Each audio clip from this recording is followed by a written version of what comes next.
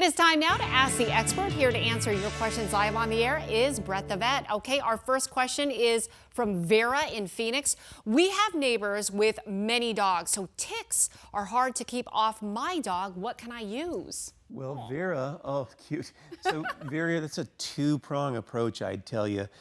Ticks can be everywhere and nowhere at the same time. And they get in you can have what's called a tick bloom and have one female tick lay thousands of eggs. If they all hatch, you got a real mess. Oh, no. So you need to do two things. Treat the environment with a certified product. Usually the Terminex people or the ortho people, the pest control people have a really good safe product to treat the premise. That's the environment. Okay. And then you need to treat your dog.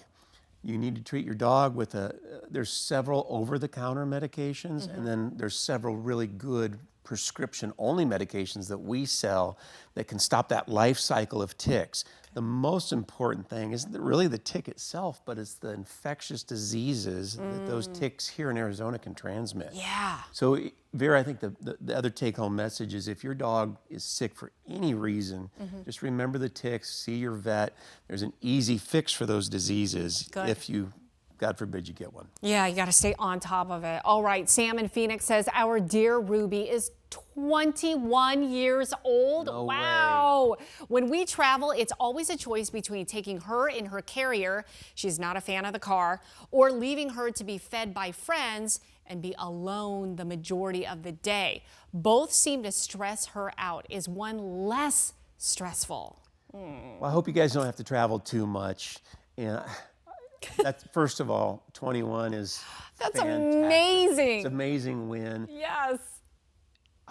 I don't know how to advise you other than do the path of least resistance, the thing that's easiest for this kiddo.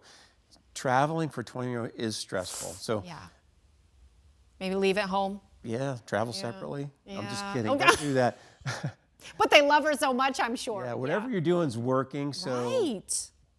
You know, if my assumption is she'd rather stay at home. Yeah, just try not to stress her out. Home's got to be the most comfortable, Home's right? the least, is my opinion, but man, congratulations. Bless her heart. That's incredible. Yeah, it really is. Mitch from Peoria says, Kai is 4 years old and coughed up phlegm, but shows no sign of illness. Should we be concerned? Oh my gosh, so cute. Oh, beautiful dog, border collie, really active. So that's typical of what we're seeing right now, and for a lot of reasons in Arizona, the environment we've talked about, it's just causing a lot of respiratory eye problems. Yeah. Coinciding with this mystery illness, we're all on a little bit of alert here. Right. So if she's feeling great, active, eating, that kind of thing, we can sit and watch. Okay. If that cough progresses, or if you have other pets that are starting to cough, maybe we need to have that checked out. Valley fever is another thing we always remember in Arizona. That causes respiratory disease as well. So we've got a lot going on here to think about.